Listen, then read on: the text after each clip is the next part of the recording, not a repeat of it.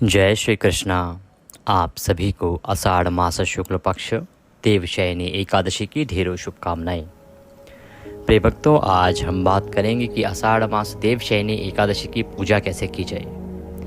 पूजा में क्या सावधानियां आपको बरतनी चाहिए, क्या आप भगवान को अर्पित करेंगे, भगवान के किस स्वरूप का पूजन करेंगे, कैसी तस्वीर आपको रखनी चाहिए, क्या भोग में लगाना चाहिए और किस प्रकार से आपको ये 3 दिन का अनुष्ठान करना चाहिए। संपूर्ण जानकारी नियमों के साथ, पूजा विधि के साथ आपको बताई जाएगी, क्योंकि ये जो एकादशी है देवशयनी एकादशी, ये विशेष एकादशी है, ये सामान्य एकादशी नहीं है। 4 बड़ी एकादशियां कही गई हैं, उनमें से एक देवशयनी एकादशी है। इस पर भगवान श्री हरि विष्णु जो जगत के पालनहार हैं, वो 4 महीने के लिए योग निद्रा में चले जाते हैं। तो इस एकादशी पर कैसे पूजन करना है, इसका हमें ध्यान रखना चाहिए और इसके नियमों का पालन हमें विशेष रूप से करना चाहिए, क्योंकि पुराण कहते हैं कि यदि एकादशी के व्रत को नियमों के अनुसार न किया जाए तो उसका पूर्ण रूप से पुण्य फल प्राप्त नहीं होता है। हमें एकादशी का व्रत तभी फल देता है जब हम इसे नियम अनुसार करें। पुराण शास्त्र कहते हैं कि एकादशी के व्रत का बहुत अधिक फल है, इतना अधिक फल है कि ये आपकी सभी इच्छाओं को पूरा करने वाला है। बड़े से बड़ा पापी, घोर पापी मनुष्य भी यदि एकादशी व्रत कर लेता है तो उसके भी पाप धुल जाते हैं, उसे पापों से मुक्ति मिल जाती है और भगवान श्री हरि का आशीर्वाद प्राप्त होता है। परंतु पुराण कहते हैं कि वो ऐसे ही नहीं होता, उसके कुछ नियम कहे गए हैं। उन नियमों का पालन करने से ही आपको वह फल प्राप्त होता है। फल की उच्चतम श्रेणी जो है, उसके लिए, उसकी प्राप्ति के लिए नियमों का पालन किया जाना आवश्यक है। उसी में से एक महत्वपूर्ण नियम होता है कि एकादशी का व्रत के साथ पारण करना, पारण के अनुसार व्रत को पूर्ण करना। अब आप में से बहुत से ऐसे दर्शक होंगे, बहुत से ऐसे श्रद्धालुगण होंगे जिनको पारण के विषय में अधिक जानकारी नहीं होगी।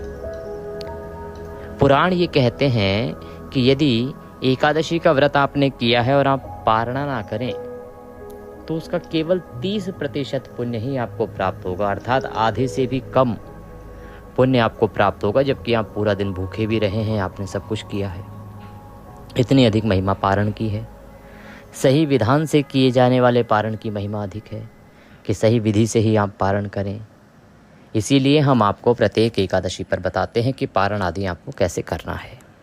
तो आइए पूजा विधि की जानकारी देंगे, बाकी विषयों पर चर्चा करेंगे। जानकारी आरंभ करें उससे पहले आपसे निवेदन है कि अगर वीडियो थोड़ा सा भी उपयोगी लगे तो एक बार लाइक अवश्य कर दीजिएगा, क्योंकि आपका एक लाइक हमारे लिए बड़ा महत्वपूर्ण होता है। यही हमारे लिए आपकी तरफ से दक्षिणा होती है। जब आप लाइक करते हैं तो इससे हमें अपना प्रयास जो है वो सार्थक जान पड़ता है। हमें लगता है कि हमारा जो प्रयास है कि हमारे सनातन प्रेमी जो भी भाई बंधु हैं उन तक सही जानकारी पहुँचे, और जब आप लाइक करते हैं तो हमें वह प्रयास सफल जान पड़ता है।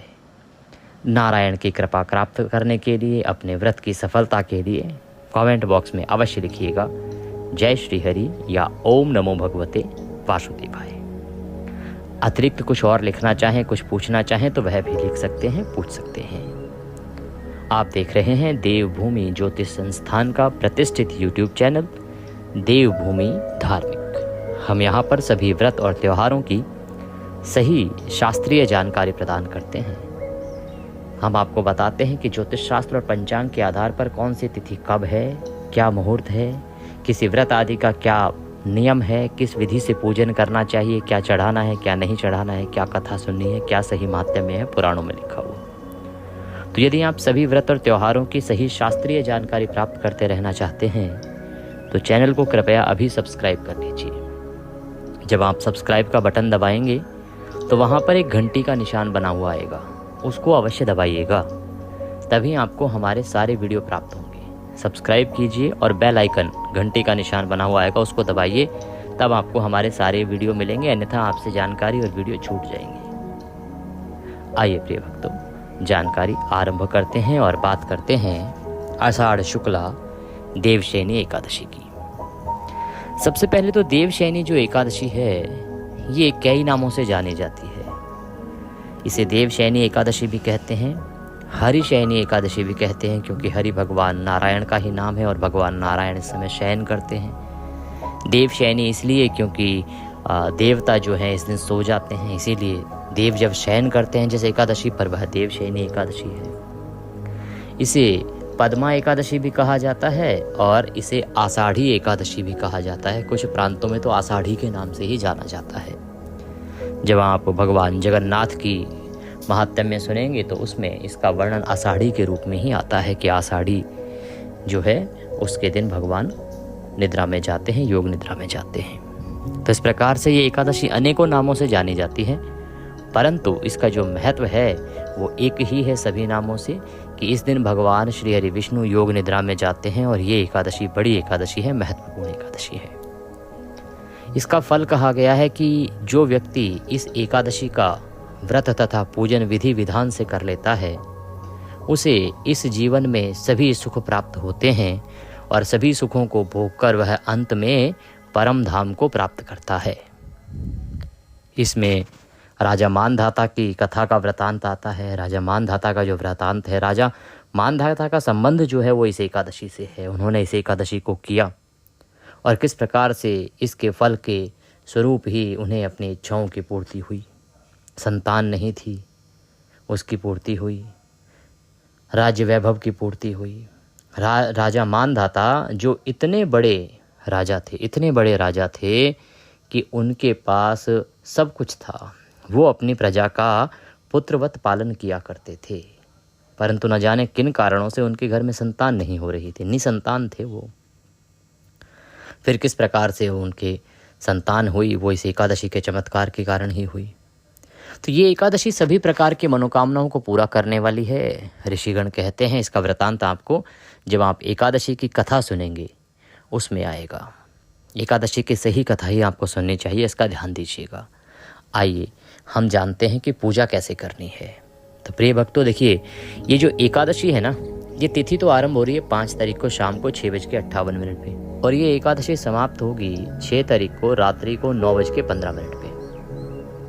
ऐसे में सूर्य के मुख से जो एकादशी रहेगी ना, वो रहेगी 6 तारीख को और 9:15 में रात्रि को ये समाप्त होगी, अर्थात रात्रि को ही द्वादशी तिथि भी आ जाएगी। और द्वादशी वेदा जो एकादशी है वो श्रेष्ठ होती है। इस प्रकार से एकादशी का वेदन कौन कर रहा है यहाँ पे? द्वादशी, क्योंकि दशमी तो 5 तारीख को ही समाप्त हो गई है। तो ये जो दिन है व्रत के लिए सर्वोत्तम है। कौन सा? 6 जुलाई। 6 जुलाई को आप देवशयनी एकादशी का व्रत करेंगे, श्रेष्ठ व्रत है। एकादशी का जो नियम है उनको भी आप इसी दिन पालन करेंगे, चावल आदि ना खाने का, क्योंकि इस बार एकादशी जो है वो एक ही दिन है अगर कहा जाए तो। द्वादशी वेदा भी इसी दिन है। तो 6 को व्रत करें और 7 को करेंगे आप पारण। पारण में थोड़ा सा इस बार अंतर रहेगा। द्वादशी तिथि तो समय से आ रही है, परंतु हरिवासर के समय में परिवर्तन है, इस कारण से सुबह सुबह पारण नहीं होगा, ये ध्यान रखिएगा। तो पारण का क्या मुहूर्त रहेगा और क्या विधि रहेगी, नियम क्या रहेंगे, इसके लिए हम पारण वाले वीडियो में विस्तार से बताएंगे। उसको अवश्य देखिएगा, क्योंकि इस बार सुबह सुबह पारण नहीं होगा, इसका ध्यान रखना है आपको। दशमी तिथि से कुछ नियमों को आरंभ कर दीजिएगा।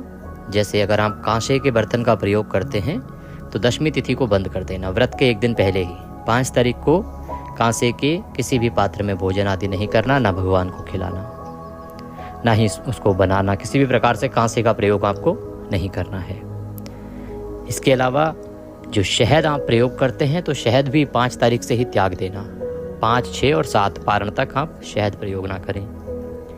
मसूर की दाल, 5 तारीख को जो आहार आप लेंगे, भोजन बनाएंगे, उसमें मसूर की दाल का प्रयोग भी ना कीजिएगा। मसूर की दाल नहीं खाई जाएगी। आप चने का साग खाते हैं, हरी पत्तेदार सब्जियां यदि आप खाते हैं तो वो भी आप दशमी तिथि को त्याग दीजिएगा। व्रत के एक दिन पहले ही इनका त्याग कर दीजिएगा, ये खाना उचित नहीं है। यदि कोई मदिरा पान करता है, मांसाहार करता है, तो आप भी ये सब जो त्याग है इसका त्याग आप एक दिन पहले ही कर देंगे। 5 तारीख को ही आपने ये सब चीज़ें छोड़ देनी है। ऐसा नहीं कि आप 5 को खाएं और 6 को व्रत करें, ये उत्तम नहीं है।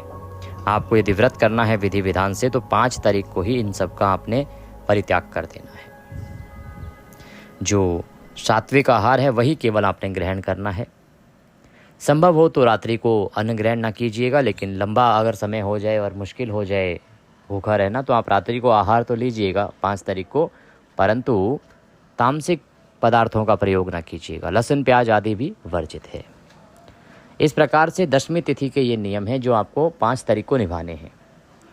6 तारीख को एकादशी वाले दिन आपको सूर्योदय से पहले उठ जाना है। 5 तारीख की रात्रि को आप दंत धावन करके सोइएगा, जिससे कि मुंह में किसी प्रकार का अन्न आदि ना रहे, कुल्ला करके सोइए अच्छे से। 6 तारीख को जो व्रत वाला दिन होता है ना, इस दिन आपको टूथब्रश या टूथपेस्ट का प्रयोग नहीं करना चाहिए वस्तुतः, क्योंकि ऐसा कहा जाता है कि इन सभी में या तो केमिकल है और या फिर उसमें नमक आता है, और ये दोनों ही चीज़ें आपके व्रत के लिए ठीक नहीं हैं, आपके व्रत को खंडित करती हैं। इसीलिए प्रयास कीजिए, यदि आपके पास व्रत वाला मंजन हो तो वो कीजिएगा, हम बहुत समय से कर रहे हैं। आपके पास जानकारी ना हो तो कमेंट बॉक्स में लिख के पूछ लीजिएगा, हम आपको अवगत करा देंगे इसके विषय में।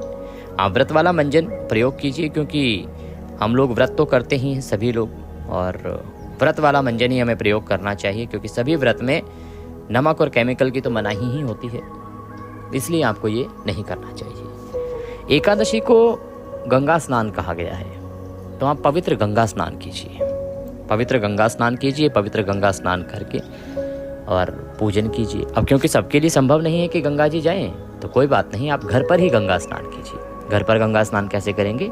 जो नहाने का पात्र है ना आपका, उसमें बाल्टी में पहले गंगा जल भरिए, फिर शुद्ध जल भरिए, और उसके बाद आप उससे स्नान कीजिए। एक मंत्र बताते हैं, आप में से बहुत सारे लोगों को पता भी होगा। जब आप स्नान करेंगे ये मंत्र बोलिएगा घर पर, तो इससे आपको गंगा स्नान का फल प्राप्त होगा। गंगे च यमुने चैव गोदावरी सरस्वती नर्मदे सिंधु कावेरी जलस्मिन् सन्निधिं कुरु।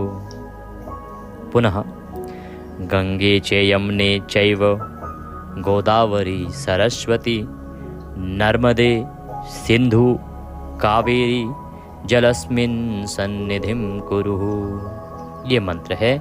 इसका अर्थ है कि हे गंगा, हे माँ यमुना, गोदावरी, सरस्वती, नर्मदा, सिंधु, कावेरी, मेरे स्नान के इस जल में आप सभी की उपस्थिति हो, और ये मेरा स्नान आप सभी के आशीर्वाद से परिपूर्ण हो। इस प्रकार से इस मंत्र का जो अर्थ है ये है, और इस मंत्र को बोलते हुए आप स्नान कीजिएगा घर पे ही।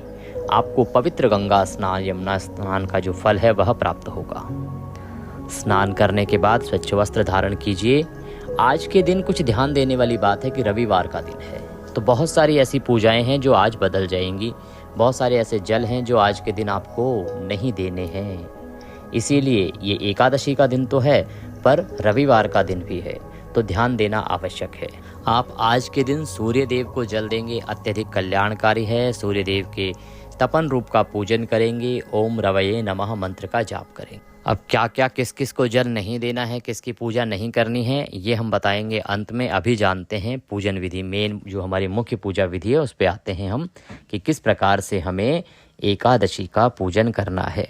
प्रिय भक्तों, पूजा के लिए क्या सामग्री चाहिए वो एक बार लिख लीजिए, नोट कर लीजिए, सेव कर लीजिए, और उसको ले आइएगा समय से।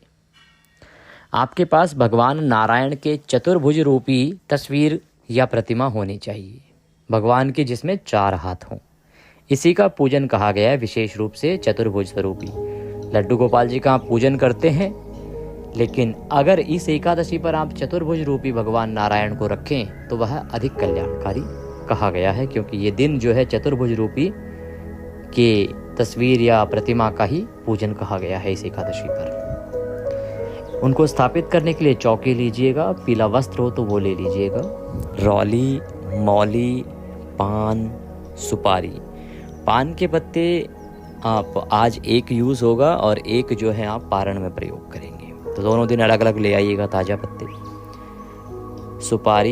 सुपारी भी एक सुपारी आज, एक सुपारी कल। सुपारी, लौंग, इलायची, 5 लौंग इलायची, ज़्यादा चाहिए भी नहीं। लौंग, इलायची, धूप, दीप, घी का दिया और धूप।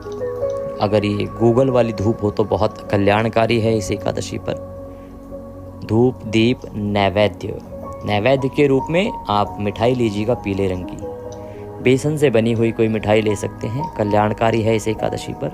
अन्यथा फल ले लीजिएगा, पीला आम आदि कोई फल लीजिएगा, पीले रंग का ही फल लेना है। और ये ना हो तो फिर अंत में आप मिश्री ले लीजिएगा। भगवान को अर्पित करने के लिए फूलों की माला, जनेऊ, इत्र और पंचामृत बनाने के लिए कच्चा दूध, दही, घी, शक्कर और गंगाजल, शहद का प्रयोग नहीं होगा, इसका ध्यान रखिएगा। ये सामग्री है, ये आपने एकत्र करनी है। इस सामग्री को आप एकत्र कीजिए और एकत्र करके आसन लगा के बैठ जाइए उत्तर दिशा की ओर मुख करके। अगर उत्तर दिशा में आपके पास स्थान पर्याप्त नहीं है तो कोई बात नहीं, आप पूर्व दिशा की ओर मुख करके बैठ जाइएगा। सारी सामग्री सामने रखिए। एक तांबे का लोटा लीजिए, उस लोटे में पहले गंगा जल भरिए। गंगा जल भरने के बाद उसमें शुद्ध जल भरिए और अब आप उससे छींटे दीजिएगा। सारी सामग्री पर छींटे दीजिएगा और जो स्थान है पूजा का वहाँ पे छींटे दीजिएगा। इससे स्थान का पवित्रीकरण होगा, शुद्धिकरण होगा। ओम पवित्र हो अपवित्रं सर्वांग वस्तांग तो विवाह स्मृत पुंडरीकाक्षम सभयंतरः शुचिः ओम। इस प्रकार से आपने छींटे देकर, जल छींटे देकर और स्थान का पवित्रीकरण किया है, सामग्री का शुद्धिकरण किया है। ये करने के बाद अब हम भगवान की स्थापना करेंगे। भगवान श्री हरि विष्णु की स्थापना करने के लिए चौकी लीजिए, चौकी को बिछाइए, चौकी पर पीला वस्त्र बिछाइए।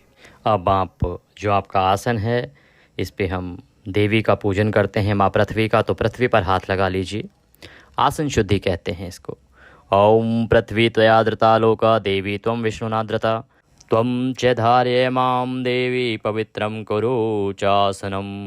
इस प्रकार से आपने अपने आसन को शुद्ध किया है कि हे संसार को आधार देने वाली माँ पृथ्वी, आप मेरा आसन पवित्र करें। इसके बाद यदि आप सदंपत्ति पूजन कर रहे हैं तो अपना गठजोड़ा कर लीजिए। गठजोड़ा करने के बाद आप जलाचमनी करेंगे। एक एक चम्मच जल आप एक एक मंत्र पर ग्रहण करेंगे। लोटे में एक आचमनी डाल लीजिए, छोटा चम्मच डाल लीजिए। सीधे हाथ पे जल लीजिएगा। अगर जोड़े से पूजन कर रहे हैं तो ये जो भी पुरुष हैं उनको करना है। ओम केशवाय नमः जल लीजिए पी जाइए। ओम नारायणाय नमः जल लीजिए पी जाइए। ओम माधवाय नमः जल लीजिए पी जाइए। ऋषिकेशाय नमो नमः। हस्तो प्रक्षालनम, हाथ धो लीजिए, हाथ पे जल लीजिए, हाथ धो लीजिए। भगवान की स्थापना कीजिए, तस्वीर को रखिए, हाथ में पुष्प लीजिए और भगवान को निवेदन कीजिए कि हे नारायण, हे प्रभु, आज हम एकादशी का पूजन करने के लिए आपका आवाहन करते हैं। आप यहाँ आए, विराजमान हो और ये पुष्प हम आपको आसन के रूप में अर्पित कर रहे हैं, इनको आप स्वीकार करें। पुष्प अर्पित कीजिए, भगवान की तस्वीर स्थापित कीजिए, सीधे हाथ की ओर घी का दिया रखिए और धूप रखिए।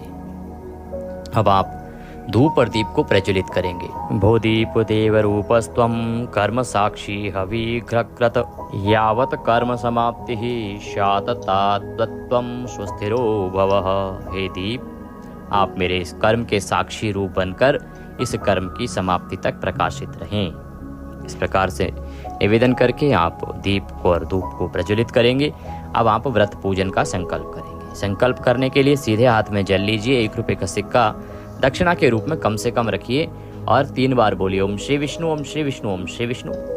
अपना नाम, अपना गोत्र, जिस स्थान पर बैठकर पूजन कर रहे हैं वहाँ का मकान नंबर, क्षेत्र का नाम, शहर का नाम, आषाढ़ मासे शुक्ल पक्षे देवशयनी एकादश्यायां पुण्यतिथियो आयु आरोग्यता प्राप्त्यार्थाय सुख संपत्ति प्राप्त्यार्थाय भगवान नारायण प्रसन्नार्थाय एकादशी व्रत पूजन संकल्पम संकरिष्ये। बोले सौ श्री विष्णु शरणौ शरणम प्रपद्ये और यह संकल्प भगवान के चरणों में अर्पित कर दीजिए। संकल्प करने के बाद अब हम भगवान का पूजन आरंभ करेंगे। सबसे पहले गणपति का ध्यान करते हैं। ओम सुमिकश्च गंधन्तश्च कपिलो गजकर्णकः लंबोदरश्च विकटो विघ्ननाशो विनायकः धूम्रकेतुर्गणाध्यक्षो बालचंद्रो गजाननः। द्वादशैतानि नामानि यः पठेत् शृणुयादपि विद्यारंभे विवाहे च प्रवेशे निर्गमे तथा संग्रामे संकटे चैव विघ्नस्तस्त न जायते। हे एकदंत गणेश जी महाराज, हे गजकर्णधारी लंबोदर, आप विघ्नों को हरने वाले हैं। आपका नाम लेने मात्र से ही अनिष्टों का नाश हो जाता है। हम आपको बारंबार प्रणाम करते हैं और पूजन आरंभ करते हैं। क्योंकि यहाँ हम गणेश जी को स्थापित नहीं कर रहे हैं, हम केवल भगवान विष्णु का पूजन कर रहे हैं। परंतु प्रथम पूज्य गणपति जी महाराज हैं तो उनको स्मरण करना आवश्यक था। आइए अब हम पूजन आरंभ करेंगे। भगवान नारायण के सामने एक पात्र, कटोरी आदि रख दीजिए जिसमें कि आप पूजा की सामग्री अर्पित करेंगे। एक एक करके भगवान को सामग्री अर्पित करेंगे। सबसे पहले पद्य, फिर अर्घ्य, फिर आचमनी कराया जाएगा भगवान को। तो एक एक चम्मच जल उनके सामने रखे पात्र में अर्पित कीजिएगा। ओम भूर्भुवस्सुः श्री नारायणाय नमः पद्यं समर्पयामि। ओम भूर्भुवस्सुः श्री नारायणाय नमः अर्घ्यं समर्पयामि। ओम भूर्भुवस्सुः श्री माधवाय नमः आचमनीं समर्पयामि। पद्य अर्घ्य आचमनी आपने भगवान को कराया, अब आप स्नान कराएंगे, स्नान के लिए जल अर्पित कीजिएगा। ओम भूर्भुवस्सुः श्री नारायणाय नमः स्नान निमित्तार्थाय जलम समर्पयामि। ओम भूर्भुवस्सुः श्री नारायणाय नमः पंचामृत स्नानम समर्पयामि। पंचामृत स्नान, पंचामृत बनाइए, कच्चा दूध, दही, घी, शक्कर और शहद के स्थान पर गंगा जल मिलाकर पंचामृत बनाइए और पंचामृत फूल पर लगाकर भगवान को अर्पित कीजिएगा। पंचामृत अर्पित कीजिए प्रेम से भगवान को। पंचामृत को अर्पित करने के बाद पुनः शुद्ध्योदक स्नान कराया जाता है। ओम भूर्भुवस्सुः श्री नारायणाय नमः शुद्ध्योदक स्नान निमित्तार्थाय शुद्ध जलम समर्पयामि। शुद्ध जल अर्पित कीजिए। शुद्ध जल से स्नान करा के अब वस्त्र अर्पित करेंगे भगवान को। तो वस्त्र के रूप में एक मौली का टुकड़ा तोड़ लीजिए और वह अर्पित कीजिएगा। ओम भूर्भुवस्सुः श्री माधवाय नमः वस्त्रम समर्पयामि। वस्त्रम उपवस्त्रम यज्ञोपवीतम। यज्ञोपवीत जनेऊ होती है, तो जनेऊ लीजिएगा, उस पर रौले कुमकुम आदि से तिलक कर लीजिएगा, वह चढ़ाइएगा। ओम भूर्भुवस्सुः श्री माधवाय नमः यज्ञोपवीतम समर्पयामि। यज्ञोपवीत अर्पित कीजिए। अब भगवान को इत्र लगाएंगे। इत्र को फूल पर लगा लीजिए और वह चढ़ा दीजिएगा। ओम भूर्भुवस्सुः श्री वासुदेवाय नमः इत्रम समर्पयामि। इत्र अर्पित करने के बाद भगवान वासुदेव को, भगवान श्री हरि विष्णु को, जो चतुर्भुज स्वरूपी हैं, उनको आप तिलक करेंगे। ओम भूर्भुवस्सुः श्री वासुदेवाय नमः तिलकम समर्पयामि। तिलक कीजिए। तिलक करने के बाद भगवान को पुष्प अर्पित कीजिएगा, फूलों की माला पहनाइएगा। ओम भूर्भुवस्सुः श्री वासुदेवाय नमः पुष्पम समर्पयामि माल्यार्पणम कुरुः। माला है तो माला पहनाइए प्रेम से। माला पहना के पुष्प अर्पित करने के बाद अब भगवान को आप धूप दिखाएंगे, दीप दिखाएंगे। ओम भूर्भुवस्सुः श्री वासुदेवाय नमः धूपम अर्पयामि। ओम भूर्भुवस्सुः श्री वासुदेवाय नमः दीपम दर्शयामि। धूप दीप दिखाइए। धूप दीप दिखाने के बाद नैवेद्य अर्पित करेंगे। नैवेद्य में पीले रंग की मिठाई अगर है तो मिठाई लीजिए, फल है तो फल अर्पित कीजिएगा। ओम भूर्भुवस्सुः श्री वासुदेवाय नमः नैवेद्यम समर्पयामि जलाचमनीं कुरुः। जलाचमनी कराइए भगवान को। जलाचमनी कराने के लिए पुनः एक चम्मच जल लीजिए, अर्पित कीजिए। ओम भूर्भुवस्सुः श्री वासुदेवाय नमः जलाचमनीं समर्पयामि। जलाचमनी करा के तांबूल अर्पित करेंगे। तांबूल क्या होता है? पान का पत्ता लीजिए, उसमें 2 लौंग, 2 इलायची, 1 सुपारी रखिए और वह भगवान को अर्पित कीजिए। ओम भूर्भुवस्सुः श्री वासुदेवाय नमः तांबूलम समर्पयामि। तांबूलम पूंगीफलम शुभ दक्षिणायाम शुभदो वरदो भवः। जो भी दक्षिणा आप अर्पित करना चाहते हैं वह दक्षिणा भगवान को चढ़ाइए। ओम भूर्भुवस्सुः श्री वासुदेवाय नमः शुभ दक्षिणायाम समर्पयामि। दक्षिणा अर्पित करके हाथ जोड़ के नमस्कार कीजिए। एकादशी की कथा सुनेंगे अब आप। एकादशी की 2 कथाएं हैं जो सुननी है आपने। एक जो इसे एकादशी की कथा होती है, दूसरी जो अभी चतुर्मास आरंभ हो रहा है उसकी कथा होती है। दोनों ही कथाएं आज के दिन आपको अवश्य सुननी है। विष्णु सहस्त्र नाम का श्रवण करना है। ये दोनों ही वीडियो आपको हमारे इसी चैनल पर उपलब्ध होंगे, इसीलिए अगर चैनल पर नए हैं तो सब्सक्राइब कर लीजिए, जिससे कि आप सही शास्त्रीय जानकारी समय से प्राप्त कर सकें, सही कथाएं सुन के भगवान की कृपा प्राप्त कर सकें। कथा सुन के, विष्णु सहस्त्र नाम सुन के भगवान की आरती कीजिए, भोग लगाइए भगवान को और नियमों के अनुसार दिन को व्यतीत कीजिएगा। नियमों में ब्रह्मचर्य का पालन करना है, किसी को अपशब्द नहीं कहने, किसी का बुरा नहीं करना, अहित नहीं करना। पर निंदा घोर पाप है। पर निंदा, किसी की निंदा नहीं करनी है। और चतुर्मास के नियम बहुत महत्वपूर्ण हैं और चतुर्मास में कुछ कर्म करना बहुत ही पाप जनित है। तो चतुर्मास का हमने वीडियो पहले ही बना दिया है कि किस किस पुराण में क्या लिखा है, कैसे चतुर्मास में आपको पूजा पाठ करनी है और क्या क्या काम नहीं करना है, उसको अवश्य ध्यान से देख लीजिएगा। और पारण महत्वपूर्ण है, इसका वीडियो भी देखना ना भूलिएगा, क्योंकि पारण सुबह सुबह नहीं होगा। ये थी जानकारी पूजा के बारे में कि कैसे आपको पूजा करनी है, क्या नियम है देवशयनी एकादशी के लिए। देव सुलाने के जो नियम है, देव कैसे सुलाने हैं, उसका अलग से वीडियो हम आपको प्रदान करेंगे। नारायण सब पर कृपा करें। हरे कृष्ण।